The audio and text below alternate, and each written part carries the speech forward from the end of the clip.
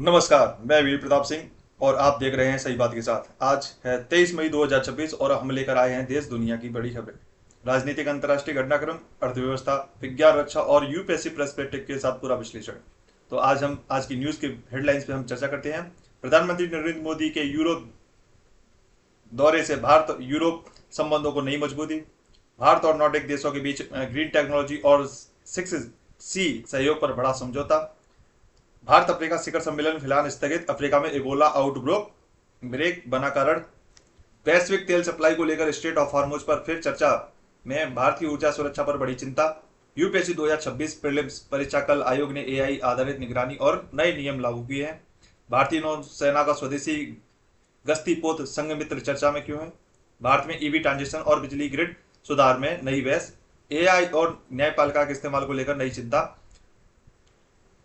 नई नीति चर्चा तेज। तो कल जैसे कि यूपीएससी प्रीलिम्स 2026 आयोजित होगी। देश की सबसे प्रतिष्ठित परीक्षा UPSC civil service preliminary examination 24 मई को आयोजित होने जा रही है। इस बार आयोग ने कई बड़े बदलाव किए हैं। यूपीएससी ने परीक्षा प्रक्रिया में एआई आधारित निगरानी प्रणाली लागू की है, जिससे नकल और फर्जी उम्मीदवारों पर रोक लगाई जा सके। इसके साथ ही परीक्षा के बाद प्रोविजनल आंसर की जल्दी जारी करने की योजना भी सामने आई है। इस बार उम्मीदवारों के लिए स्ट्रिक्ट एंट्री टाइमिंग लागू की गई है। इलेक्ट्रॉनिक गैजेट्स पूरी तरह प्रतिबंध है। ध्यान रहे, जो भी कल एग्जाम देने जा रहे हैं तो इस सूचना का विशेष रूप से ध्यान रखें। यह खबर गवर्नेंस, टेक्नोलॉजी इन एडमिनिस्ट्रेशन और एग्जामिनेशन रिफॉर्म्स के लिए महत्वपूर्ण है। जीएस पेपर सेकंड एक्ट और ऐसे में टेक्नोलॉजी और ट्रांसपेरेंसी विषय में इसका उपयोग किया जा सकता है। हम यहीं पे बात करते हैं दूसरी न्यूज की। और कल जो अभ्यर्थी यूपीएससी का एग्जाम देने जा रहे हैं, सभी को ऑल ऑफ द बेस्ट। अच्छे से एग्जाम दें और विशेष रूप से इस सूचना का ध्यान रखें, किसी प्रकार से कोई भी त्रुटि ना हो। और हम नेक्स्ट सूचना की बात करते हैं, जो कि भारत और यूरोप में नई तेजी। जैसे कि अभी भारत और यूरोप में नई तेजी देखने को मिली है। इसमें क्या हुआ है कि प्रधानमंत्री नरेंद्र मोदी के इटली दौरे के दौरान भारत और इटली ने अपने संबंधों को स्पेशल स्ट्रेटेजिक पार्टनरशिप तक ले जाने पर जोर दिया है। दोनों देशों ने व्यापार, कृषि, समुद्री परिवहन, क्रिटिकल मिनरल और शिक्षा के क्षेत्र में नए समझौते किए हैं।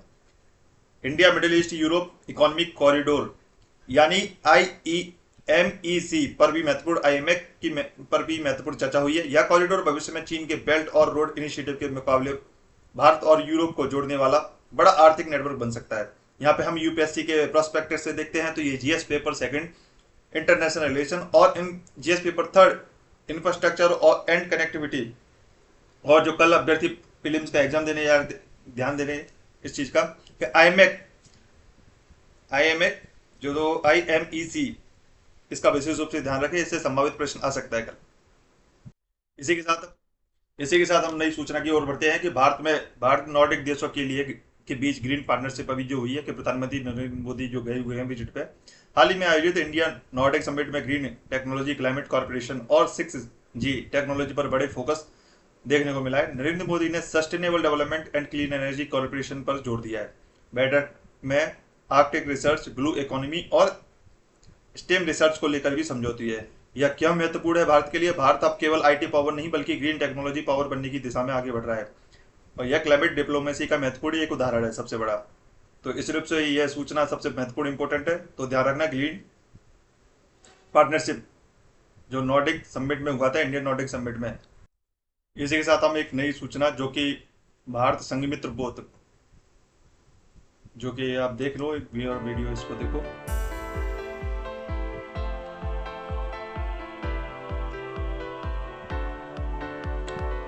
भारतीय नौसेना का संघमित्र बोध चर्चा में क्यों है। भारत ने स्वदेशी तकनीकी से निर्मित संघमित्र पेट्रोल वेसल्स को आगे बढ़ाया है। यह भारत की मैरीटाइम सिक्योरिटी क्षमता को मजबूत करेगा। हिंद महासागर क्षेत्र में चीन की बढ़ती गतिविधियों के बीच भारत लगातार अपनी नौसैनिक ताकत बढ़ा रहा है। तो इंडियन ओशिप एयर रीजन और मेरीटाइम सिक्योरिटी और आत्मनिर्भर भारत इन डिफेंस, तो इन सब चीजों में ये सबसे पहले प्राथमिकता देगा। ठीक है, तो ये यूपीएससी प्रोस्पेक्टिव सबसे इंपॉर्टेंट है कि भारत संघमित्र बोध।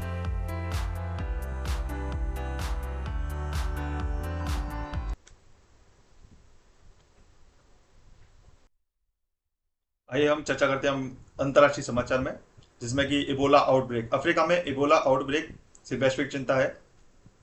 भारत और अफ्रीका यूनियन के बीच होने वाले शिखर सम्मेलन फिलहाल स्थगित कर दिया गया है क्योंकि अफ्रीका के कुछ हिस्सों में इबोला आउटब्रेक तेजी से फैल रहा है। भारत ने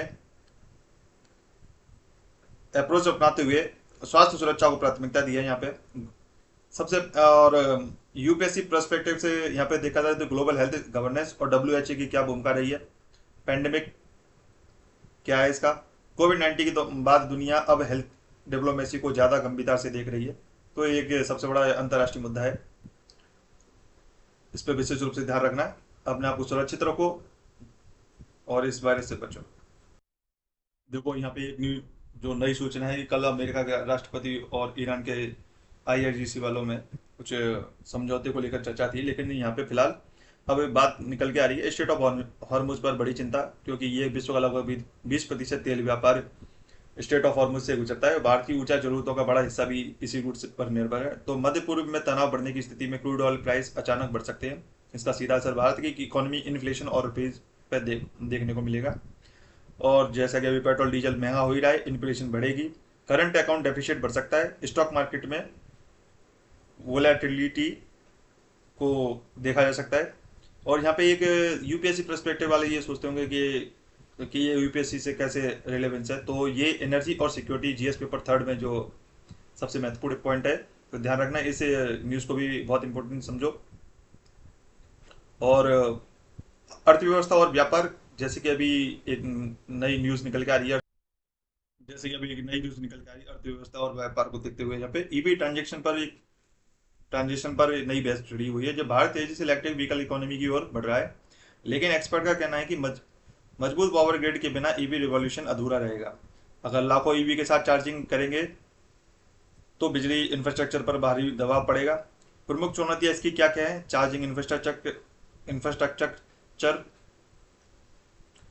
battery supply chain, renewable energy integration, grid modernisation, यह सस्टेनेबल डेवलपमेंट और ग्रीन इकोनॉमी से जुड़ा अहम मुद्दा है। इससे पॉल्यूशन तो कम होगा ही कहीं ना कहीं, और पेट्रोल और डीजल पे इस पे निर्भरता कम रहेगी। अब हम यहाँ पे एक नई न्यूज़ है जो विज्ञान और तकनीकी से रिलेटेड है। एआई और जुडिशरी पे जो बहस चल रही है, भारत में आर्टिफिशियल इंटेलिजेंसी का उपयोग न्यायपालिका में बढ़ाने पर चर्चा में तेज हो गई है। एआई का उपयोग केस सॉर्टिंग, डॉक्यूमेंट एनालिसिस और लीगल रिसर्च में किया जा सकता है, लेकिन एक्सपर्ट प्राइवेसी और कॉन्स्टिट्यूशनल एथिक्स को लेकर चिंता जता रहे हैं। क्या एआई न्यायिक निष्पक्षता बनाए रख सकता है, डाटा प्राइवेसी को कैसे सुरक्षित होगी, यहाँ पे अंतिम निर्णय इंसान का होना चाहिए, मशीन का, ये भी सबसे बड़ा पॉइंट निकल के आ रहा है।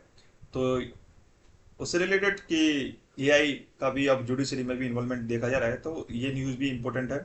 यूपीएससी जो सेकंड पेपर जुडिशरी और टेक्नोलॉजी में इसका उपयोग होता है।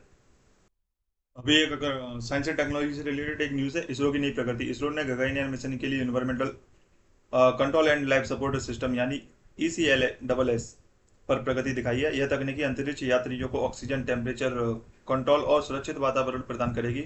यह क्यों महत्वपूर्ण है भारत के लिए? भारत के मानव अंतरिक्ष मिशन के लिए बड़ी उपलब्धि है ये। तो ऐसा माना जा रहा है कि गगनयान जो कि अपडेट हुई है, तो इस चीज़ को भी न्यूज़ का ध्यान रखना। साइंस एंड टेक्नोलॉजी में ये पॉइंट सबसे महत्वपूर्ण इंपॉर्टेंट है। और जो अभ्यर्थी तैयारी कर रहे हैं तो उनको तो पता ही है कि जैसे ये न्यूज़ एनालिसिस की जाती है तो उसका बताने का एम क्या है और क्यों आई है करंट में, और इसका क्या प्रोस्पेक्टिव है यूपीएससी और पीएससी, स्टेट पीएससी वाले। देखो यहाँ पे बस ओनली हेडलाइन और आज क्या घटना घटी है उसी पे चर्चा की जाती है। अगर इसकी पृष्ठभूमि और इसकी आगामी आने वाली सूचना है, देखो आगामी आने वाली सूचना को तो चर्चा की जाएगी, लेकिन अब जैसे पृष्ठभूमि देखा जाए तो पृष्ठभूमि के लिए आपको थोड़ा विशेष रूप से जो कि इससे रिलेटेड जो वीडियो है तो उनको विशेष रूप से देखना होगा, साइंस एंड टेक्नोलॉजी सब्जेक्ट और टॉपिक वाइज। और एक नई न्यूज़ और जो कि स्पेस रक्षा और सुरक्षा से संबंधित है ये न्यूज़।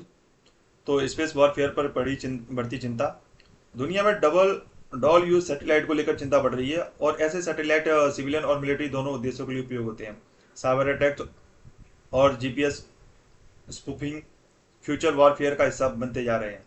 तो यहाँ पे एक यूपीएससी पर्सपेक्टिव से ये कि डबल यूज सैटेलाइट, तो इसका भी ध्यान रखना कि साइबर सिक्योरिटी और space militarisation, international space law, ये सबसे महत्वपूर्ण इंपॉर्टेंट न्यूज़ है साइंस एंड टेक्नोलॉजी वालों के लिए। तो आगे हम इसी चर्चा को जारी रखते हैं। आज की दुनिया, जैसे कि यहाँ पे आज की न्यूज़ का जो समापन है, करंट अफेयर जो कि यूपीएससी और पीएससी आज की जो घटना घटी हुई है राष्ट्रीय और अंतर्राष्ट्रीय, उस सबका समागम है यहाँ पे।